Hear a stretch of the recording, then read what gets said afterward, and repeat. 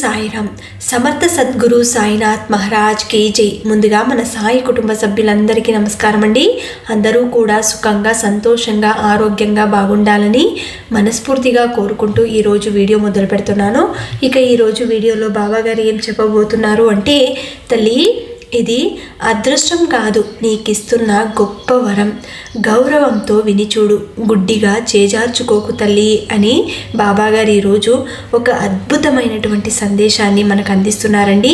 ఈ గురువారం రోజున ఎవరైతే ఇంత అదృష్టాన్ని కాదనుకోకుండా ఈ వరాన్ని ఎవరైతే స్వీకరిస్తారో, గౌరవంతో బాబాగారి మీద భక్తితో, నమ్మకంతో బాబాగారు ఇస్తున్న సందేశాన్ని ఎవరైతే పూర్తిగా గ్రహిస్తారో వారి జీవితంలో అనుకోని అదృష్టం రాబోతుంది అంటూ బాబాగారు ఈరోజు మనకు ఒక గొప్ప వరాన్ని అందించబోతున్నారు. ఆ వరం ఏంటో తెలుసుకోవాలంటే ముందు ఈ చిన్న కథని విందాం. ఒక చిన్న గ్రామంలో రామయ్య అనే ఒక పేద రైతు, అతని భార్య జానకమ్మ ఉండేవారు. అతనికున్న కొద్దిపాటి పొలంలోనే వచ్చే ఆదాయం అతని కుటుంబానికి ఏమాత్రం సరిపోయేది కాదు. అందువల్ల అతను అప్పులు చేసి బాకీలు తీర్చలేని స్థితికి వస్తాడు. అలా విసిగిపోయిన రామయ్య భార్య ఒకరోజు భర్తతో ఇలా అంటుంది, ఇదిగో నువ్వు ఇంటిని పోషించడానికి ఇప్పటి వరకు చేసిన అప్పులు చాలు. నువ్వు బయటికి వెళ్ళిన తర్వాత అప్పుల వాళ్ళు ఇంటి మీద పడుతుంటే నాకు చాలా ఇబ్బందిగా ఉంది. నీకు తెలియనిది ఏముంది జానకి, ఆ పొలంలో వచ్చే ఆదాయం సరిపోకనే కదా నేను ఇంటిని కూడా పోషించడానికి ఎక్కడ పడితే అక్కడ అప్పులు చేశాను. తిరిగి వాళ్ళకిద్దామంటే నా దగ్గర ఒక్క పైసా కూడా లేదు. అందుకే వాళ్ళ దగ్గర నుండి తప్పించుకొని తిరుగుతున్నాను. సరే ఇంకెవరి దగ్గర అప్పులు చేయకండి. మన దగ్గర ఉంటే తిందాం, లేకుంటే పస్తులైనా ఉందాం. అయినా మన దగ్గర ఉన్న కొద్దిపాటి పొలాన్ని అమ్మేసి ఉన్న అప్పులన్నీ తీర్చి మమ్మల్ని ఆ బాధ నుండి విముక్తిని కలిగించయ్యా. ఇక ఆ అప్పుల బాధలను నేను భరించలేను బాబు అని జానకి రామయ్యకు సలహా ఇస్తుంది. దాంతో రామయ్య ఇక చేసేదేమీ లేక ఆమె సలహా ప్రకారం తన పొలాన్ని అమ్మకానికి పెడతాడు. కష్టాలలో ఉండి అమ్ముకుంటున్నాడు కనుక సాధ్యమైనంత తక్కువ ధరకు ఆ పొలం కొనుక్కుందామని ఊర్లో వాళ్ళు నోటికొచ్చిన ధర అడుగుతూ ఉంటారు. ఇదిగో రామయ్య, నీ పొలంలో దిగుబడి సరిగా రాదు కదా, అందుకని నువ్వు అడిగిన ధరలో సగం ఇస్తాను. నీ పొలాన్ని నాకు అమ్మేసేయి. ఇక ఈ పొలం నీ దగ్గర ఉండడం వల్ల ఎటువంటి ఉపయోగము ఉండదు. అదేంటి, చూస్తూ సగం ధరకే ఎలా అమ్మమంటావు? అయినా ఈ పొలాన్ని నేను దిగుబడి రావటం లేదు అని అమ్మటం లేదు. నాకు అప్పుల బాధలు ఎక్కువయ్యి ఆ బాధ నుండి ఉపశమనం పొందడానికి అమ్ముతున్నాను. అలా అని మరీ అంత తక్కువ ధరకి నేను అమ్మలేనయ్యా. సరే అయితే మీ ఇష్టం. ఏదో కష్టాలలో ఉన్నావని సాయం చేద్దామని అనుకున్నాను. ఇక మీ ఇష్టం అని చెప్పి ఆ వ్యక్తి అక్కడి నుండి వెళ్ళిపోతాడు. అయితే తన అవసరాన్ని అవకాశంగా మార్చుకుంటున్నందుకు రామయ్య ఎంతగానో బాధపడతాడు. ఈ సంగతి తెలుసుకున్న అదే ఊర్లో ఉన్న గిరిశర్మ అనే రైతు రామయ్య దగ్గరికి వచ్చి ఇలా అంటాడు, ఏంటి రామయ్య, ఎలా ఉన్నావు? రండి గిరిశర్మ గారు, నేను బాగానే ఉన్నాను. మీరెలా ఉన్నారు? నేను బాగానే ఉన్నాను. మీ పొలం ఏదో అమ్మేస్తారు అని విన్నాను. నేను విన్నది నిజమేనా? అవును గిరిశర్మ, నాకున్న అప్పుల బాధలు భరించలేక ఆ పొలాన్ని అమ్మేద్దామని అనుకుంటున్నాను. అదేంటి, అసలు ఎందుకు మీకు ఈ దుస్థితి? ఈరోజు మేము ఇలా ఉన్నాము అంటే ఆ రోజుల్లో మా తాతల తండ్రులు కష్టాల్లో ఉన్నప్పుడు మా తాతలకు సహాయం చేయడం వల్లనే కదా.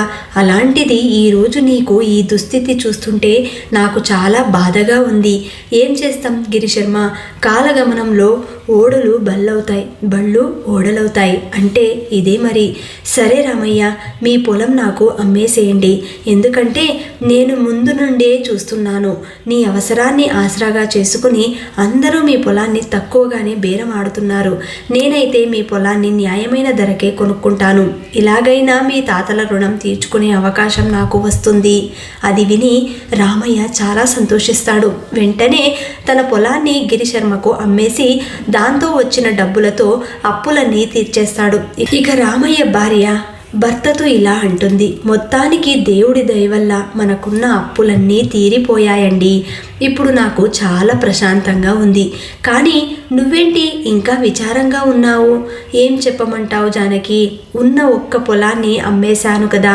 ఇక మన కుటుంబ పోషణానికి నాకేం చేయాలో తోచడం లేదు. వ్యవసాయం చేయడానికి మనకంటూ ఒక పొలం లేదు. కాబట్టి ఇక నుండి పక్కోడి పొలానికి కూలి చేయడానికి వెళ్ళాలి అని చెప్పి ఆ రోజు నుండి రామయ్య రైతు కూలీగా మారి కుటుంబ పోషణ కొరకు వేరే వారి పొలంలో పనిచేయడం మొదలు పెడతాడు. అయితే ఈ సంగతి తెలుసుకున్న గిరిశర్మ మళ్ళీ రామయ్యను తన ఇంటికి పిలిపించి ఇలా అడుగుతాడు, అయ్యా రామయ్య, ఏంటిది ఇంత బ్రతికి కూలి పని చేస్తున్నావు అని తెలుసుకున్నాను. నువ్వు పొలం పనులు చేయాలి అనుకుంటే నువ్వు నాకు అమ్మిన పొలమే కౌలుకు తీసుకుని పని చేసుకో.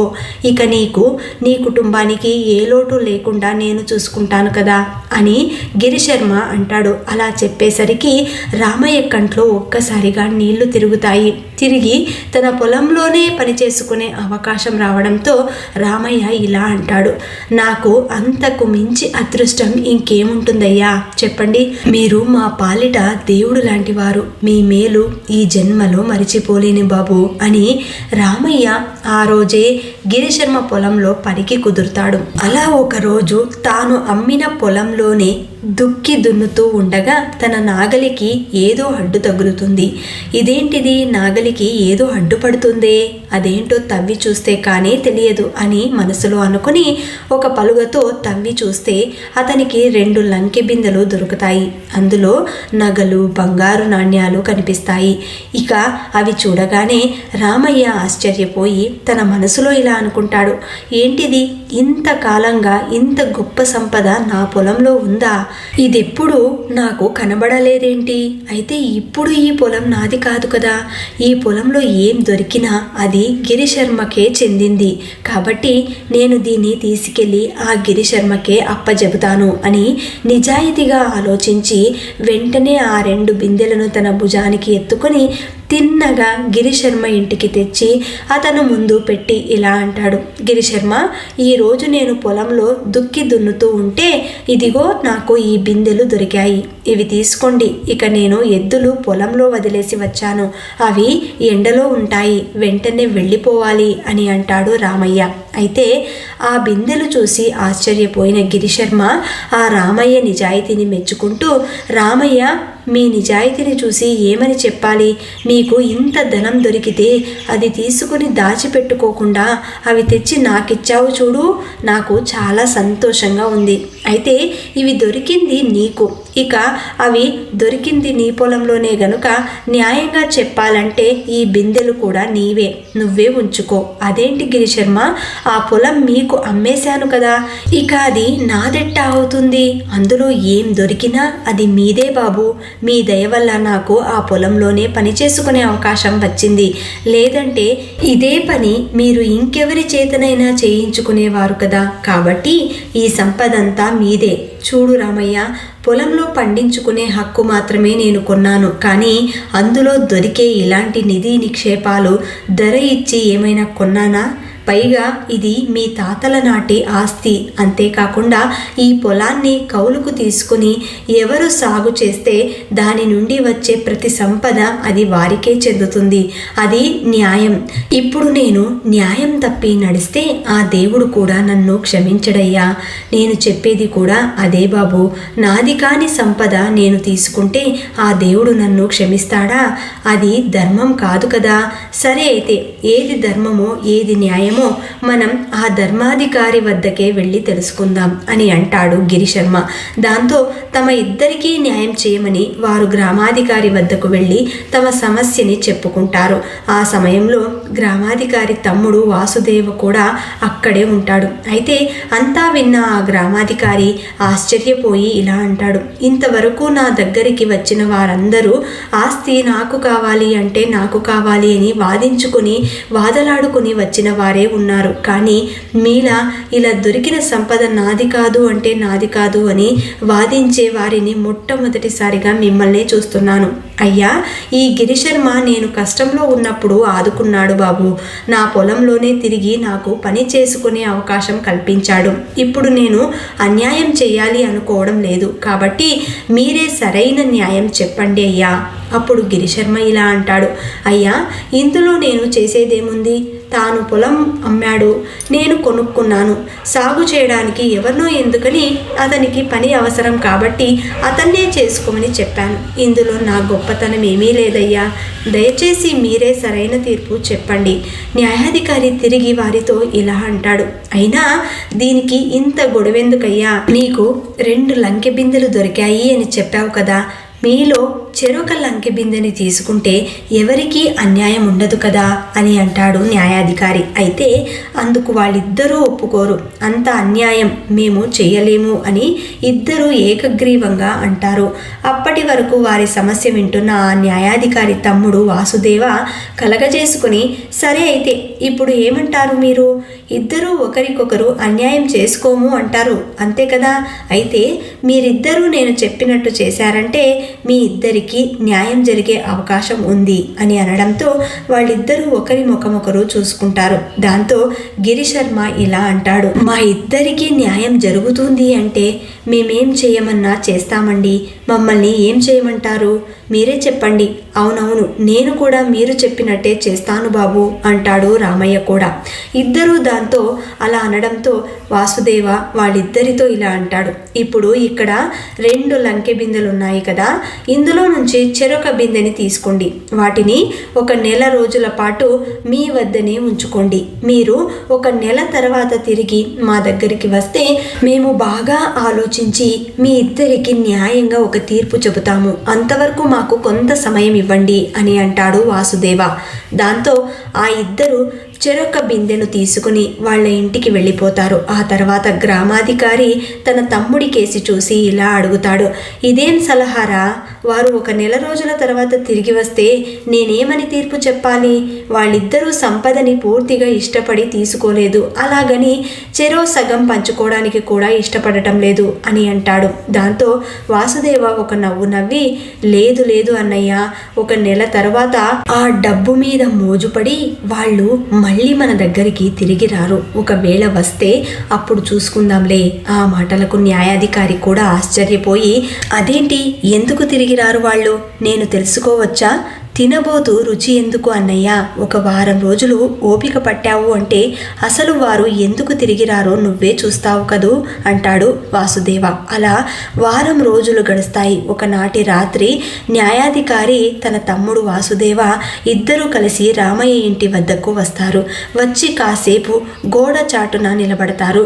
ఇంట్లో నుండి రామయ్య మాటలు ఇలా వినిపిస్తాయి, జానకి, వారం రోజులుగా మన ఇంట్లో ఇంత విలువైన సంపదని చూస్తూ ఉంటే నేను నా దగ్గరికి వెతుక్కుంటూ వచ్చిన సంపదని కాదని ఏదైనా తప్పు చేశాను అంటావా? నువ్వు చేసిన దాన్ని తప్పు అనరయ్యా, మా పాలిట ద్రోహం అంటారు. నువ్వు ఎలాగో మాకు 2 పూటలా తిండి పెట్టలేకపోతున్నావు. కనీసం ఆ దేవుడు మనపై దయతలచి ఇంత సంపదని మన ఇంటికి పంపితే ఆ న్యాయాధికారి ముందు నాకు వద్దు అని ఎలా చెప్పి వచ్చావయ్యా? నువ్వు చేసిన పనిని పిచ్చి పని అంటారు అని చాలా ఆవేశంగా రామయ్యని భార్య తిడుతూ ఉంటుంది. దాంతో రామయ్య కూడా తాను చేసిన తప్పుకి పశ్చాత్తాపపడుతూ ఆ లంకె బిందెను చూస్తూ ఇలా అంటాడు, నిజమే జానకి, నేను చేసినది చాలా పిచ్చి పని. ఎందుకంటే కష్టపడదాము అంటే ఇంతకు ముందులాగా నాకు ఓపిక లేదు. పని చేయడం చాలా కష్టంగా ఉంటుంది. మరోపక్క పిల్లలు కూడా ఎదుగుతున్నారు. నిజానికి ఆ 2 బిందెలు నేనే తీసుకుని ఉండాల్సింది. ఆ పొలం మా తాతలది కదా, అంటే ఆ సంపద కూడా మనదే కదా. ఇదే సంపద పొలం అమ్మక ముందు దొరికి ఉంటే ఎంచక్క ఆ 2 లంకె బిందెలు నావే అయ్యి ఉండేది.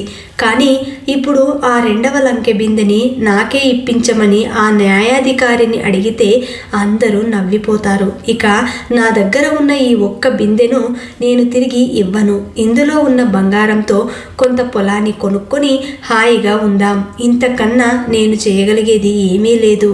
ఆ మాటలు బయట నుండి న్యాయాధికారి విని ఆశ్చర్యపోతాడు.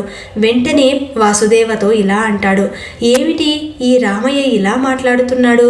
మన దగ్గరికి వచ్చినప్పుడు న్యాయము ధర్మము అన్నాడే, ఇప్పుడు రెండో బిందె కూడా ఉంటే బాగుంటుంది అంటున్నాడే, ఏమిటి విచిత్రం?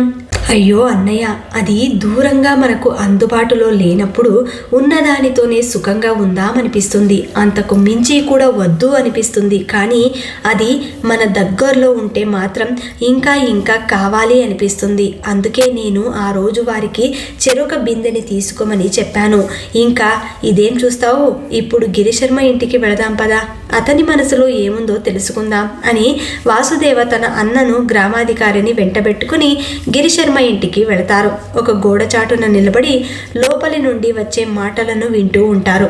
లోపల గిరిశర్మ కూడా తాను తెచ్చుకున్న ఆ లంకె బిందెని ముందర పెట్టుకొని దానినే తదేకంగా చూస్తూ ఇలా అనుకుంటూ ఉంటాడు.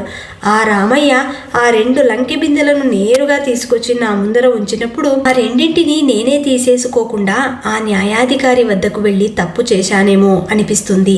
ఆ పొలం నాదైనప్పుడు అందులో దొరికిన 2 లంకె బిందెలు నావే కదా, వాటిని రామయ్య ఏమైనా పొలంలో పాతి పెట్టాడా ఏంటి? కానీ ఇప్పుడు ఆ 2వ లంకె బిందెని కూడా నాకే ఇప్పించమని న్యాయాధికారి వద్దకు వెళ్ళి అడగటం భావ్యం కాదు. ఇక ఉన్న ఈ ఒక్క లంకె బిందెతోనే సంతృప్తి పడాలి. మళ్ళీ ఎట్టి పరిస్థితుల్లోనూ నేను ఆ న్యాయాధికారి వద్దకు వెళ్ళను. ఇక బయట నుండి ఆ మాటలు విన్న న్యాయాధికారి గిరిశర్మ మాటలకు విస్తబోయి ఇక అక్కడి నుండి తిరిగి ఇంటికి బయలుదేరుతూ తన తమ్ముడితో ఇలా అంటాడు. ఏమిటి వాసుదేవా వీళ్ళ ఆలోచనలు? అసలు నువ్వు చెప్పిన మాట నిజమే సుమా. వాళ్ళు ఇక ఎట్టి పరిస్థితుల్లోనూ మన దగ్గరికి రారు. వీరిద్దరూ ఏదో నీతిమంతుల్లా మాట్లాడారు, ఇప్పుడు పూర్తిగా దానికి వ్యతిరేకంగా ఉన్నారు. అయినా వాళ్ళ అసలు సంగతి నువ్వెలా తెలుసుకున్నావు? అన్నయ్య, వాళ్ళ నీతి నిజాయితీని మనం తప్పు పట్టడం లేదు. ఎందుకంటే ఆ రామయ్య నీతి లేనివాడే అయితే తనకు దొరికిన లంకె బిందెలను గిరిశర్మకు ఇచ్చేవాడే కాదు. అలాగే ఇక గిరిశర్మ కూడా నీతి గలవాడు, అందుకనే వాటిని నిరాకరించాడు. కానీ వారం రోజుల పాటు ఆ ధనలక్ష్మి వాళ్ళ ఎదుట కనిపిస్తూ ఉండేసరికి ఎంతటి నీతిమంతుడికైనా ఆశ పుట్టక మానదు. అది మానవ స్వభావం, దానిని మార్చే శక్తి ధనానికి ఉంది. డబ్బు వ్యామోహం అంటారు. నువ్వు చెప్పింది నిజమే. డబ్బు అనేది ఎంతటి గొప్పవారినైనా మార్చేస్తుంది. ఈ డబ్బు వ్యామోహం నుండి తప్పించుకోవడం సామాన్యులకైతే సాధ్యం కాదు. ఇంకా వాళ్ళు ఎట్టి పరిస్థితుల్లోనూ మన దగ్గరకు న్యాయం కోసం రారు. మొత్తానికి ఈ సమస్యను చాలా చాకచక్యంగా పరిష్కరించావు వాసుదేవా అని ఇద్దరూ నవ్వుకుంటూ వెళ్ళిపోతారు. ఇక మరుసటి రోజు నుండి రామయ్య ఆ డబ్బుతో ఒక పొలం కొనుక్కొని సాగు చేయడం మొదలు పెడతాడు. ఇక గిరిశర్మ కూడా రామయ్యను పిలవకుండా ఆ 2వ లంకె బిందెను తన వద్దనే ఉంచేసుకుంటాడు. దీన్ని బట్టి బాబాగారు మనకు ఏ విధమైనటువంటి సందేశాన్ని ఇవ్వాలి అనుకుంటున్నారో ఇప్పటికి మీకు పూర్తిగా అర్థమైందనుకుంటాను. డబ్బు యొక్క వ్యామోహం అన్నది ఎవరినైనా మార్చేస్తుంది. ఎంతటి గొప్పవారైనా సరే దీనికి తల వంచక తప్పదు అని బాబాగారు అంటున్నారు. కాబట్టి ఏది శాశ్వతం కాదు, మనకున్నది సంతృప్తి చెందాలి. అదృష్టం ఎప్పుడొస్తుందా అని ఎదురు చూస్తూ ఉంటామే. ఒక్కసారి ధనలక్ష్మి తలుపు తట్టినప్పుడు వెంటనే ఆలోచించకుండా ఆ తల్లిని ఆహ్వానించాలి. అప్పుడే మనతో పాటు ఉండిపోతుంది. ఎప్పుడైతే మనం కాదనుకుంటామో మళ్ళీ రావాలని కూడా ప్రయత్నం చేయదు. కాబట్టి ఉన్నప్పుడు వదులుకోకూడదు, అలాగే లేనిదానికి ఆశపడకూడదు. ఈరోజు బాబాగారు ఇంత గొప్ప వరాన్ని మనకు అందించారు. మనకున్న అదృష్టాన్ని మనం కాదనుకోకూడదు, వచ్చిన అవకాశాలను చేజార్చుకోకూడదు. ఉన్నది సంతృప్తి చెందుతూ హాయిగా జీవిద్దాం. మరి బాబాగారు ఇచ్చిన ఈ సందేశం మీకు నచ్చిందని భావిస్తున్నాను. నచ్చిన వాళ్ళందరూ శ్రద్ధ సబూరి అని కమెంట్ చేయండి. అలాగే ఈ వీడియోని కొత్తగా చూస్తున్న వాళ్ళు 10 మందికి షేర్ చేసి లైక్ చేయండి. మళ్ళీ మన ఛానల్ని సబ్స్క్రైబ్ చేసుకోండి. మళ్ళీ రేపటి వీడియోలో కలుసుకుందాం. అంతవరకు సెలవు. సర్వే జన సుఖినో భవంతు. సర్వం శ్రీ సాయినాథార్పణమస్తు.